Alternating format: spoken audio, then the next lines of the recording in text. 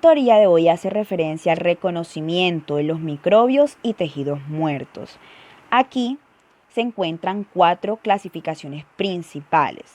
La primera, que son los receptores para los productos microbianos, donde vamos a encontrar los receptores tipo señuelos, que son comúnmente conocidos como los TLR, encargados de reconocer aquellos componentes de diversos microbios y funcionan a través de sinasas, las cuales se van a asociar al receptor. Cuando hablamos de una sinasa, sabemos que es un tipo de enzima encargada de modificar a otras células, con el objetivo de estimular la producción de sustancias microbicidas y citocinas por los leucotrienos. Vamos a definir las citocinas, que se consideran que son proteínas que regulan la función celular. Y ya la parte de los leucocitos sabemos que son aquellas células encargadas de defender al organismo frente a las infecciones. La segunda clasificación se establecen como los receptores acoplados a proteínas G, las cuales se encuentran presentes en neutrófilos, macrófagos y otros tipos de leucocitos, encargados de reconocer péptidos bacterianos, los cuales van a contener residuos de N-formilmetionil. Este es un componente derivado de la metionina, cuya función principal es la iniciación de la síntesis de proteínas. También pueden contener quimiosinas, factores del complemento como por ejemplo el C5 activado, el factor activador de las plaquetas, también las prostaglandinas y leucotrienos, que se consideran mediadores celulares. La tercera clasificación hace referencia a los receptores para las opsoninas. Aquí tenemos que recordar el proceso de opsonización, el cual consiste en marcar a un patógeno para su ingestión y posterior eliminación. Este proceso va a implicar la unión de una opsonina, especialmente, por ejemplo, un anticuerpo, a un receptor en la membrana celular del patógeno. Específicamente tenemos que los leucocitos expresan receptores para las proteínas que recubren a los microbios. Es como si en la superficie de los leucocitos se van a expresar este tipo de receptores, los cuales van a detectar los distintos componentes que conforman al microbio para así poder reconocerlo y facilitar su posterior eliminación. La cuarta clasificación hace referencia a los receptores para las citocinas. Es fundamental tener en cuenta al interferón gamma, considerarlo como la principal citocina activadora de los macrófagos. Sabemos la importancia que tienen este tipo de células en la respuesta a una infección.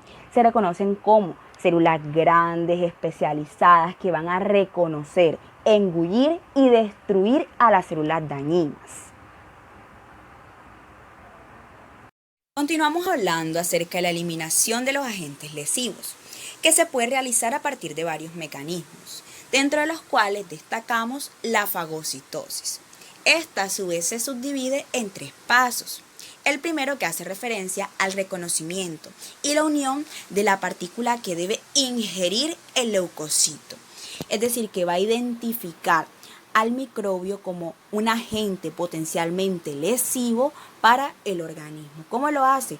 Con los distintos receptores que les expliqué anteriormente. Ya el segundo paso hace referencia al englobamiento de esta para la formación de una vacuola fagocítica, como pueden observar en la imagen, es decir, que abraza al microbio para poder ingresarlo a la célula y posteriormente eliminarlo. Ya el tercer paso hace referencia a la destrucción o degradación del material ingerido a partir de las distintas sustancias microbicidas.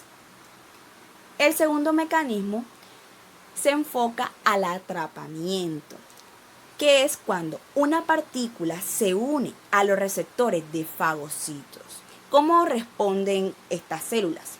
Los pseudópodos van a fluir a su alrededor. ¿Qué son estos pseudópodos? Son aquellas prolongaciones celulares que facilitan su desplazamiento y en algunos casos también participan en su alimentación. ¿Qué pasa con la membrana plasmática?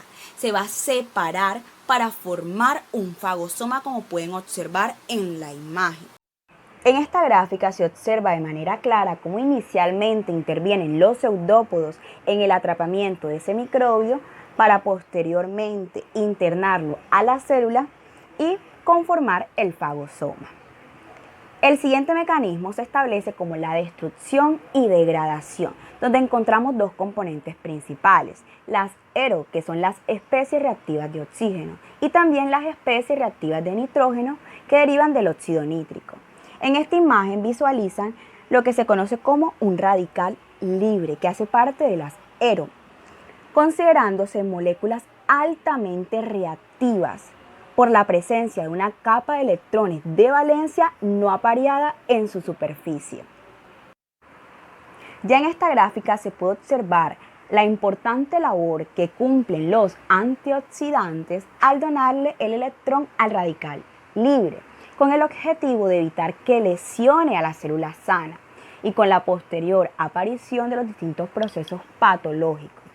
Recordemos que los radicales libres se asocian a la aparición de numerosas enfermedades, desde el ámbito neurológico, cardíaco, circulatorio, es decir, a una amplia gama de enfermedades.